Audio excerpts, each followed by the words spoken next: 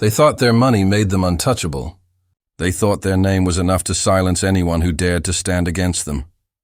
But what they didn't know was that one quiet woman, standing in the shadows of their arrogance, would change everything. It all started with laughter, cruel, sharp, and meant to humiliate. In a room full of polished marble and million-dollar suits, a powerful billionaire family decided to aim their ridicule at the wrong person, the daughter of a black CEO. She wasn't loud. She didn't shout. She didn't even flinch. But in that silence, something dangerous was building, a storm they couldn't see coming. The white patriarch of the family leaned back, smug, his words dripping with condescension. He wanted everyone in that room to laugh, to see her as small, unworthy, powerless. And for a moment, they did. But only for a moment. Because when the daughter lifted her eyes, calm and unshaken, the air shifted. The family didn't notice it yet, but the people watching from the corners did. Investors, advisors, rivals, they all felt something they couldn't quite name: respect. This wasn't just a personal insult. This was about more than pride. The mockery cut deeper, echoing a history of power abused, of voices silenced, of doors closed for people who looked like her. But this time, history was about to twist in an unexpected way. Because what the billionaires didn't realize was that their empire, their $750 million deal, was hanging by a thread. And the very woman they mocked held the quiet power to snap it. The clock was ticking. Every smirk, every insult, every arrogant laugh pushed them closer to a downfall they couldn't even imagine. And when it came, it would be swift, brutal, and public. But here's the question. How did one woman, with nothing more than her dignity and her silence, bring an empire to its knees in a matter of seconds? Stay with me, because this isn't just a story about a collapsed deal. It's about a moment that exposed the rot inside wealth and power, and proved that sometimes the strongest weapon is the one no one sees coming. The city skyline gleamed like a crown of glass and steel. Deals worth millions were sealed in its high-rise towers, and reputations were built or destroyed in the hush of conference rooms. For most, this was a world reserved for the powerful, the wealthy, the untouchable. But for Amara Johnson, it had always been more than a dream. Amara was the daughter of Marcus Johnson, a man who had carved his empire out of stone and sweat. He wasn't born into wealth, he built it. Starting from a cramped office with peeling walls and one flickering light bulb, he had grown his company into one of the most respected firms in the industry. To his competitors, he was a threat. To his employees, he was a hero. And to Amara, he was simply Dad. Amara didn't walk with arrogance, though she had every reason to. She had graduated top of her class, rejected easy offers that came her way, and chose to prove herself inside the company her father built. She wasn't there to inherit. She was there to earn. Every morning, she rose before sunrise, her sneakers pounding the pavement on quiet city streets before trading them for heels and stepping into boardrooms filled with men who underestimated her the second she walked in. Still, Amara thrived. Her voice was calm, her mind sharp, her smile disarming. She had an ability that money couldn't buy, the power to make people listen. Even those who doubted her couldn't deny it. She was destined for something greater. And yet, behind closed doors, whispers followed her. She's only here because of her father. She won't last a year in this industry. She's good, but let's see how far she gets with that skin color. The words weren't shouted, but Amara could feel them. Like daggers she wasn't meant to see, but always seemed to find their way between her ribs. She had learned to wear armor, quiet dignity, unshakable composure, because if she cracked, even once, they would call it proof. Proof that she didn't belong. Proof that the glass towers were never meant to reflect her face. Still, she pressed forward. Her father had raised her on a simple lesson. They can take everything from you, money, power, respect, but they can never take who you are. Hold on to that and they'll never win. It was this lesson that carried her into the room. That would change everything. The deal on the table was massive, a $750 million merger that could redefine the future of the industry. Every player who mattered was watching. Rival companies, investors, banks, all waiting to see who would emerge on top. And in that room sat the Whitmore family. Billionaires. Old money. Their name carried weight in every circle, their empire stretching across continents. To them, this deal wasn't just business. It was about legacy, about reminding everyone that the Whitmores were still untouchable.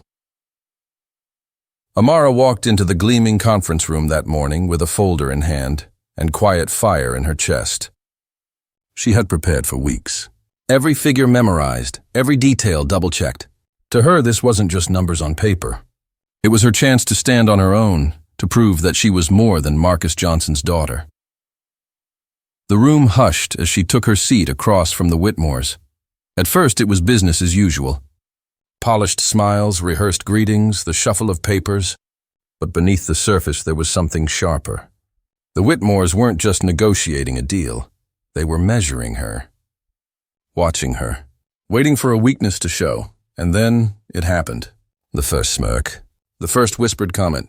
The first laugh that wasn't about the numbers on the page, but about her.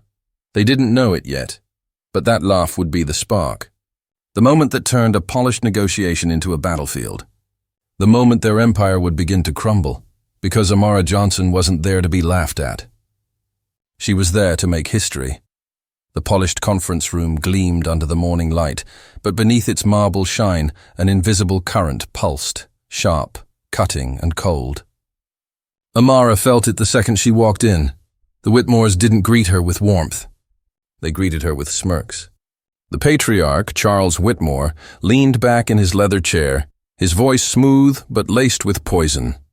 "So," he said, eyes scanning her like she was a misplaced piece of furniture. "This is the young lady Marcus Johnson sends to negotiate for him?" Bold strategy.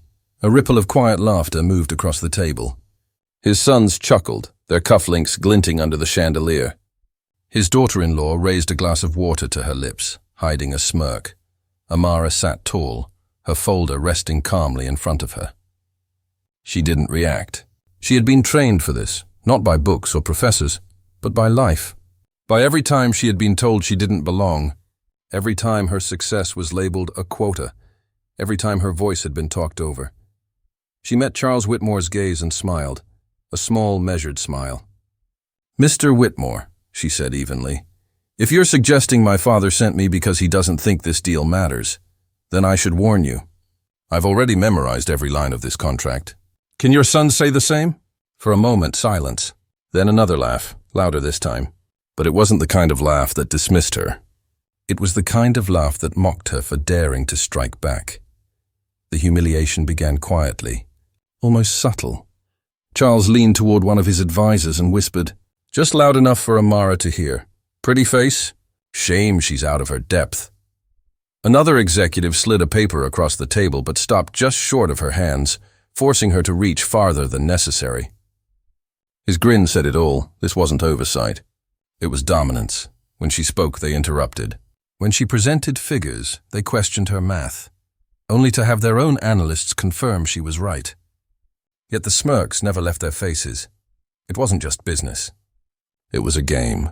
They weren't just trying to win the deal. They were trying to break her. By the second hour, the remarks grew sharper. "Tell me, Ms. Johnson," Charles's eldest son drawled, "do you always let Daddy do the heavy lifting while you play at business? Or is this just for show?" A murmur of laughter followed. Amara's chest tightened, not from shame but from fury she couldn't afford to show. She forced herself to stay composed. Her father's words echoing in her mind. "They can't take who you are." But what broke the thin veneer of professionalism wasn't just their words, it was their performance. At one point, Charles theatrically turned to his assistant. "Remind me, does her degree even qualify her to be in this room? Or is the bar lower these days?" The assistant chuckled obediently. Every eye in the room turned toward Amara, waiting for her to shrink, waiting for her to falter. But she didn't. She leaned forward, placed her hands firmly on the table, and locked eyes with Charles. Her voice was steady, deliberate. "My degree qualifies me. My work qualifies me. And the fact that we're all sitting here, discussing a merger your company desperately needs, qualifies me. If you want to make this personal, that's your choice. But when your investors hear about how this meeting went, will they feel the same?" The room froze. For a flicker of a second, Charles's smirk faltered. But then, he laughed again. A slow, booming laugh. "Oh, she's got bite," he said. "This should be fun." And the humiliation continued. The hours dragged on, each one heavier than the last. Amara spoke with clarity, presented figures, answered every question. She was flawless. But it didn't matter. No matter what she said, they dismissed her. No matter how sharp her points, they belittled her. And the worst part? The silent witnesses. Around the table sat advisors, analysts, junior partners, people who saw the cruelty, who knew the disrespect was unearned, but said nothing. Their silence was its own weapon, reminding Amara that in this room, she was alone. By the time the meeting adjourned for lunch, Amara felt the weight of every stare, every whispered insult, every laugh. She stepped into the hallway, her heels clicking against marble, and exhaled shakily. But she didn't cry. She didn't break. She adjusted her jacket, straightened her shoulders, and walked toward the restroom. Behind her, two of the Whitmore sons followed, their voices carrying down the corridor. "She's tough, I'll give her that," one sneered. "Tough doesn't win deals," the other replied. "She'll crack eventually." "They always do." Amara stopped walking. She didn't turn, didn't let them see her face. But her jaw clenched, her heart pounding. "They always do, not this time." When the meeting resumed, the Whitmores came harder. Charles raised his voice. His sons rolled their eyes when she spoke. They cracked jokes that weren't even thinly veiled, and then came the moment. Charles slammed his hand on the table, papers scattering. "Enough!" he barked. "I've had it with this charade. If your father wants to talk real business, he can come himself. Until then, we're done wasting our time on—" "You!" The word dripped with venom. It wasn't just dismissal. It was dehumanization. The room went silent. Every advisor, every investor, every assistant froze. All eyes shifted to Amara. Her hands rested on the table, steady. Her breathing slowed, and when she finally spoke, her voice carried not anger, but something more dangerous. Certainty. "You've just made the worst mistake of your career." The words hung in the air, sharp and final. Charles scoffed, waving a dismissive hand. But what he didn't know, what no one in that room realized, was that Amara wasn't bluffing.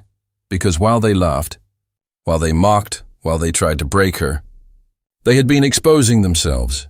Their arrogance had blinded them. Their words had been recorded. Their investors had been listening. And the empire they thought untouchable was already beginning to crumble. But no one saw it yet. Not even Amara, not yet. The room was heavy with arrogance.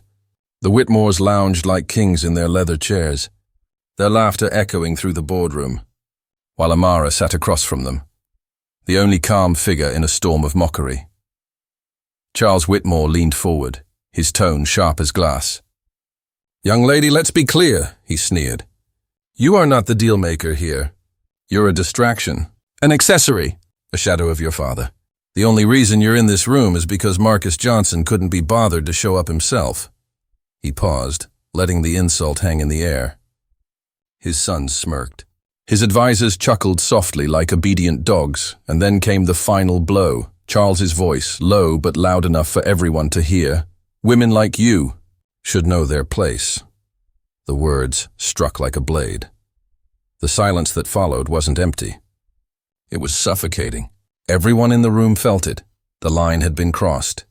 This wasn't business. This was open humiliation. This was racism, sexism, and cruelty, carved into one sentence. For a heartbeat, Amara felt the weight of centuries pressing against her chest. Every closed door, every dismissive glance, every whispered slur, they all lived inside that one sentence. She could have crumbled. She could have broken. That's what they wanted. But instead she stood. The scrape of her chair against the polished floor sliced through the silence. Slowly, deliberately, she gathered her papers into her folder, her hands steady. "I see," she said softly. Her voice wasn't raised, but it carried more power than a shout. "Thank you for showing me exactly who you are," Charles smirked, mistaking her composure for defeat. "Finally, some sense," he said, but Amara wasn't finished. She turned, addressing not him, but the silent audience in the room, the investors, the junior partners, the assistants. Their eyes were wide, darting between the billionaires and the young black woman standing before them. "You've all heard it," she said, her voice rising just enough to echo against the glass walls.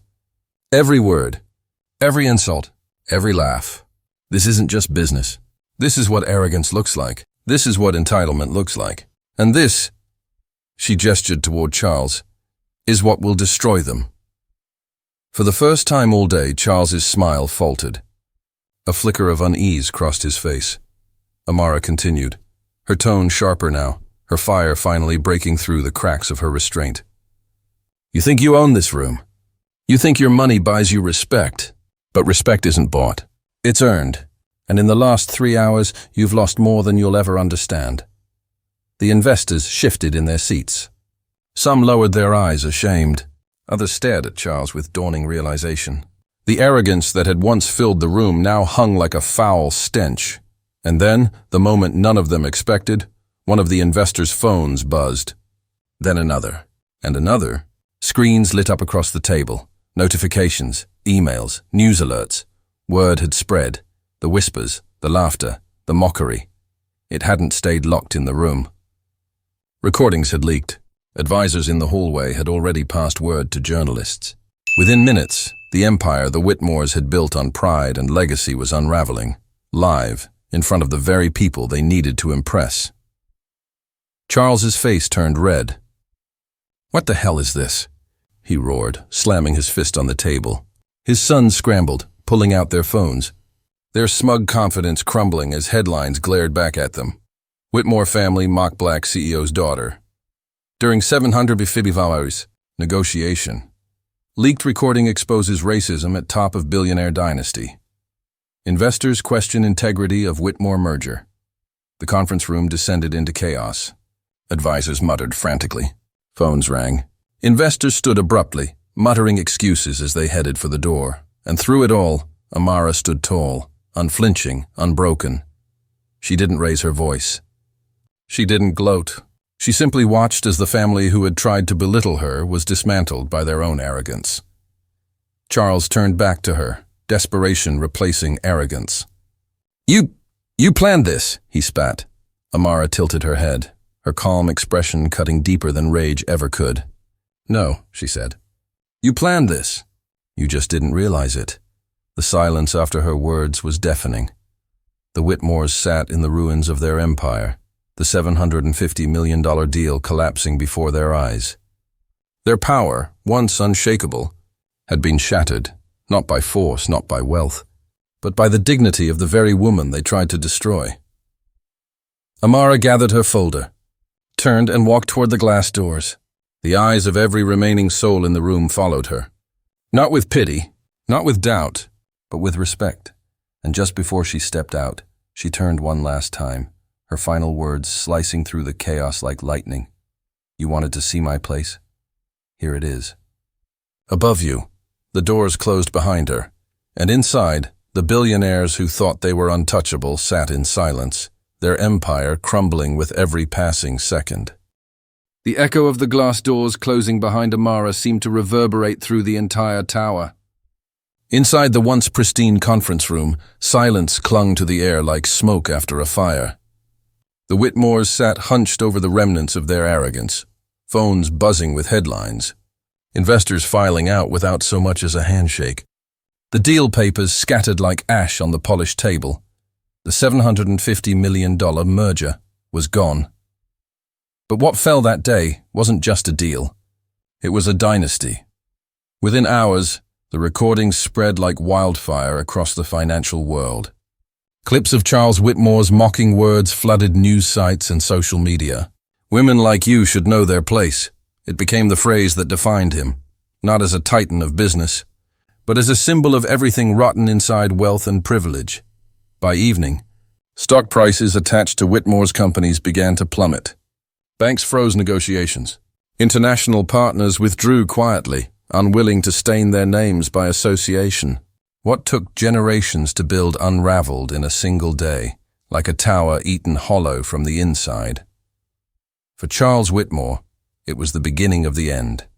Meanwhile, Amara didn't need to say a word. She walked out of the tower that morning with her head held high, her footsteps steady on the pavement. Reporters swarmed, questions flying, cameras flashing. "Amara! Did you know the recordings would leak? Do you have a comment on the Whitmore scandal? Was this sabotage?" She gave no answers. Her silence was more powerful than any statement. The world had seen the truth. She didn't need to defend herself. Back at her father's office, Marcus Johnson greeted her not as a CEO evaluating a merger, but as a father watching his daughter carry herself with unshakable dignity. He wrapped his arms around her and whispered words she had heard all her life, but that carried a new weight now. "They can take everything, Amara, but not who you are. Today, you proved it." In the weeks that followed, the fallout deepened. The Whitmore sons, once paraded as the future of the empire, became liabilities.